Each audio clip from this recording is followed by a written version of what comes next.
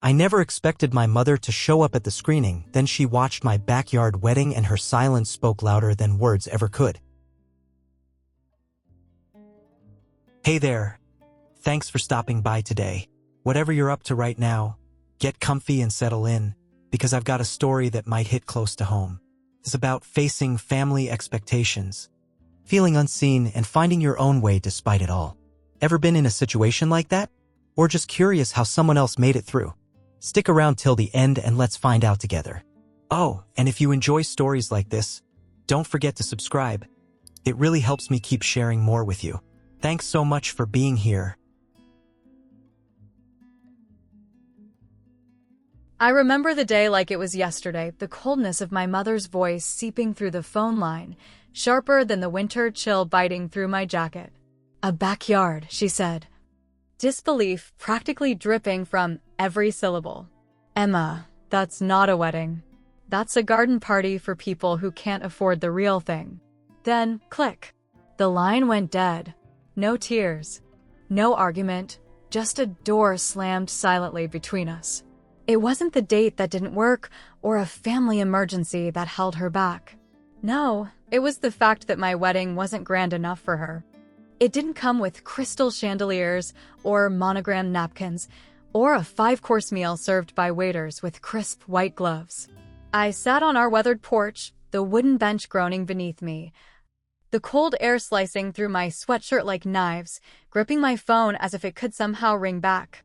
Lucas, my partner, my rock, came outside carrying 2 mugs of tea, wordless. His calm a balm against my stinging disappointment. "She said no," I whispered, voice brittle. He nodded, eyes softening. "Because it's the backyard," he said. "Because it's not what she imagined when she dreamed of her daughter's big day. It wasn't about you, Emma. Never was."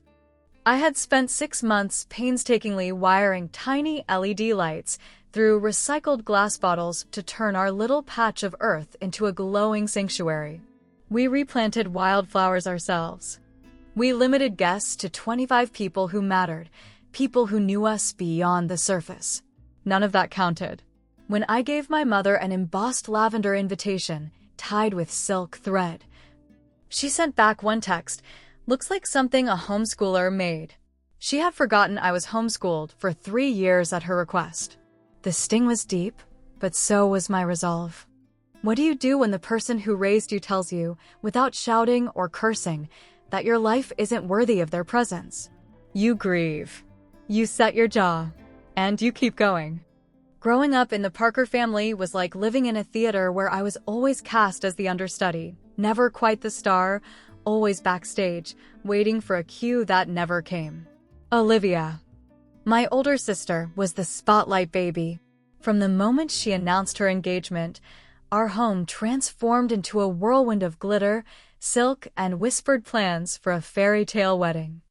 I remember sitting in the corner of our sunlit kitchen, clutching a chipped mug of tea, watching Mom swirl through endless appointments with wedding planners, florists, and photographers.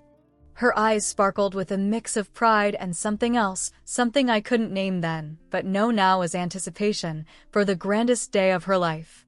When the big day arrived, I wasn't a bridesmaid. I wasn't seated with the family.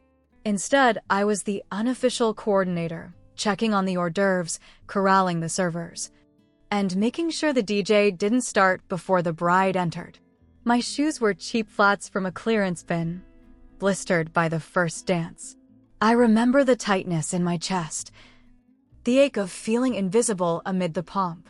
The house was filled with imported silk, hand-beaded gowns, and perfume that lingered like a fog.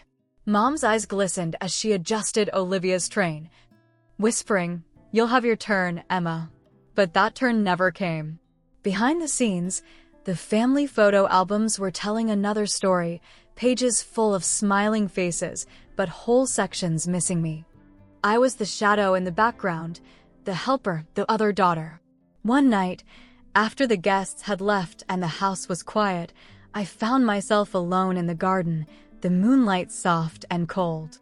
I let myself cry, not for the missed spotlight, but for the yearning to be seen, to be valued beyond chores and checklists.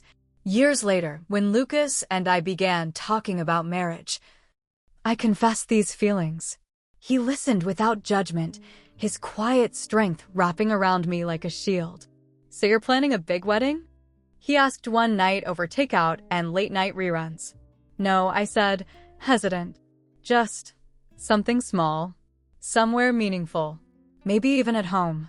He smiled. "I like that." But when I told Mom, the response was immediate and cutting. "Small?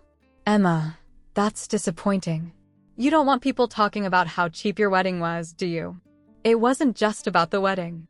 It was about expectations, about appearances, about a legacy I wasn't sure I belonged to anymore.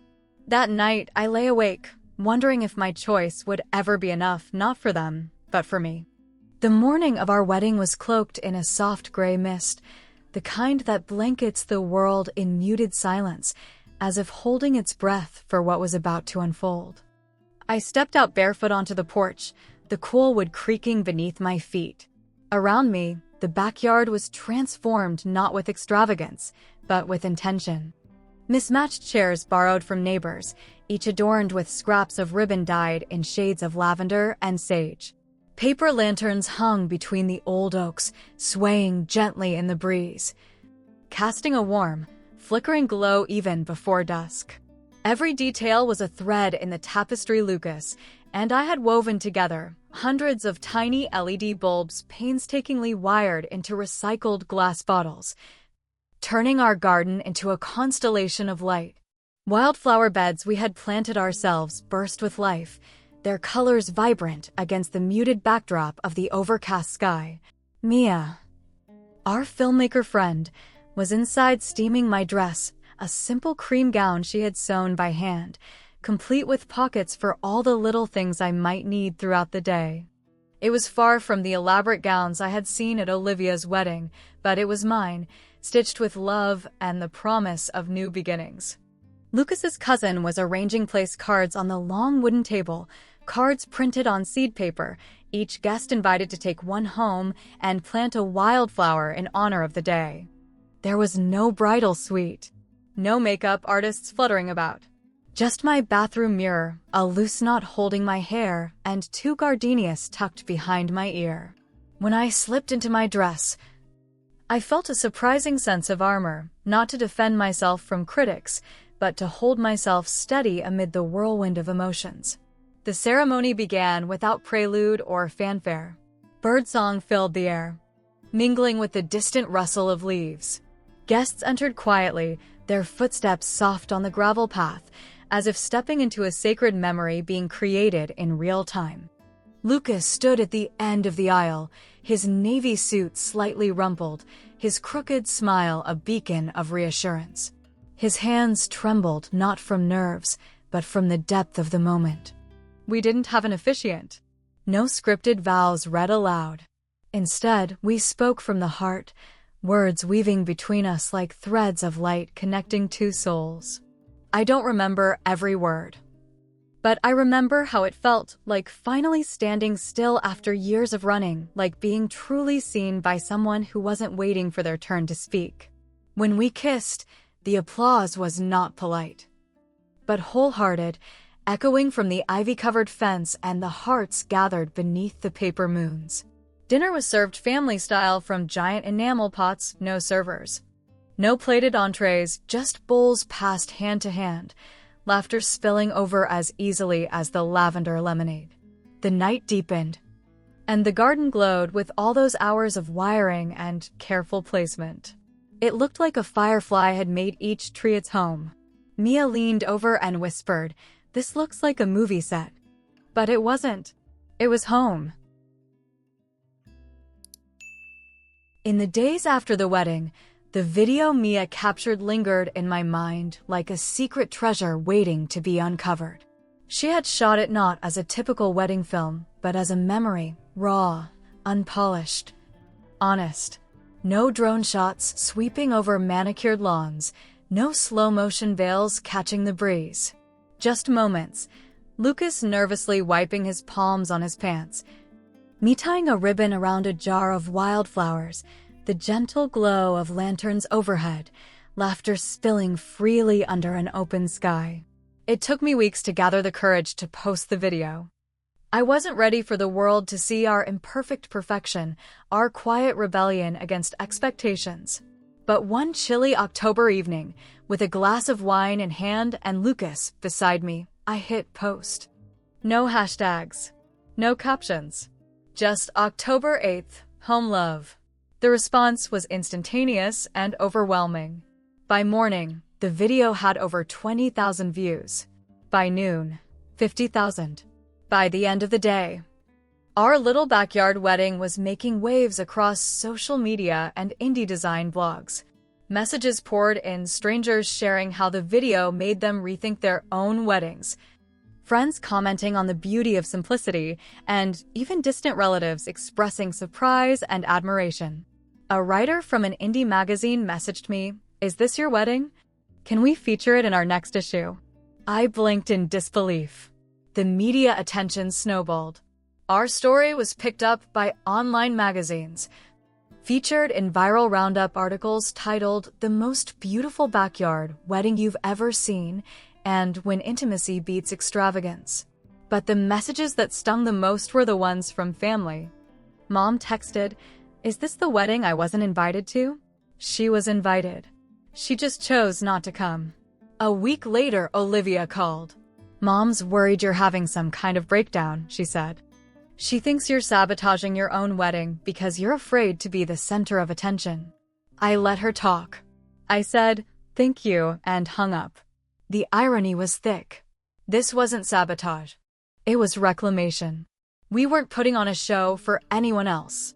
This was ours, unfiltered, unpolished, and unapologetically real.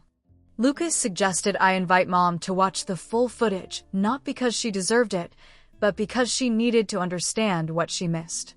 I hesitated, but finally sent the message. "If you want to understand what really happened, come to the studio Friday at 3 o'clock. You can watch everything." She replied 2 hours later, "Fine." When Mom arrived, she was 10 minutes late, wearing pearls that seemed a little too formal for a tiny screening room. Her steps were measured, her posture perfect, as if she were attending a gala rather than watching a private film. The room was stark, 2 chairs, a small monitor, and silence. I didn't offer hugs or small talk. This wasn't about pleasantries. It was about confrontation, about truth. The lights dimmed. The screen flickered to life. No narration. No soundtrack. Just the real sounds of our day. The crunch of gravel underfoot, glasses clinking, a soft breeze through the trees. Our voices shaky but sincere. I watched her closely. For the first 5 minutes, she sat with arms folded, expression unreadable. At minute 12, she shifted. At minute 18, I caught her blinking hard, as if the film had pulled something long buried to the surface. At minute 20, when the camera captured us dancing barefoot beneath glowing paper lanterns, she exhaled deeply, like releasing a held breath. When the footage ended, I paused the screen on a still shot of empty chairs and candle stubs. She didn't speak for a long time. Then, finally, she said, "It looks expensive." I turned to her, voice steady. "Would it have mattered if I told you?" She opened her mouth, closed it. "I invited you," I said. "You declined." Her eyes flicked away. Voice sharper now, defensive. "You made us look like we didn't care." I tilted my head. "Did you?" She flinched but didn't answer. I stood up. "Thanks for coming." She lingered half standing, then sat back down for a moment. "I didn't know it would be like that," she said softly. "That's the point," I replied quietly. No hug, no apology, just a door clicking shut. In the silence that followed, something shifted, not closure, not forgiveness, but clarity. I never heard from her again. No phone calls, no texts, just the quiet absence of a door permanently closed. And oddly, that silence was more honest than any words we had exchanged for years. Epilogue: A Wedding Made by Who Stayed. I didn't attend Thanksgiving that year. No Christmas invitations came. No one formally cut me off. But the distance grew until I was erased from the family picture entirely. Yet, I was okay. Not with triumphant bravado, but with quiet resilience.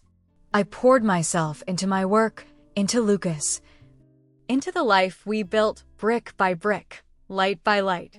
Our wedding film found a home in an arts collective in Seattle, screened at a gallery show titled Intimate Architecture. People cried watching it. A couple asked if we were actors. No, I told them. Just a woman who got married in her backyard, because that's where her life truly began. 6 months later, I found a small package on our porch. Inside was a photo from Olivia's wedding, a candid shot of me in the background holding a tray of champagne flutes, eyes focused somewhere just out of frame. On the back, a note in careful cursive, "I looked right past you that day. I see you now." No name, no signature. But I didn't need one. I slipped the photo behind a picture of Lucas spinning me under the lanterns, both of us barefoot, laughing beneath a sky of tiny lights. That's the story I tell. If anyone asks about our wedding, I say we did it our way. We planted wildflowers where roses were expected. We fed our guests from our hands, not a caterer's checklist. We danced on gravel and laughed under paper moons. And we invited everyone who mattered, even the ones who didn't show. Because in the end, a wedding isn't made by who attends. It's made by who stays. What did the story stir up in you? Drop your thoughts, feelings, or honest opinions down in the comments. I'd love to hear from you. And hey, don't forget to hit that like button and subscribe if you want to stick around for the next chapter of stories like this. Thanks for sticking with me through every word of this journey. Your presence means more than you know.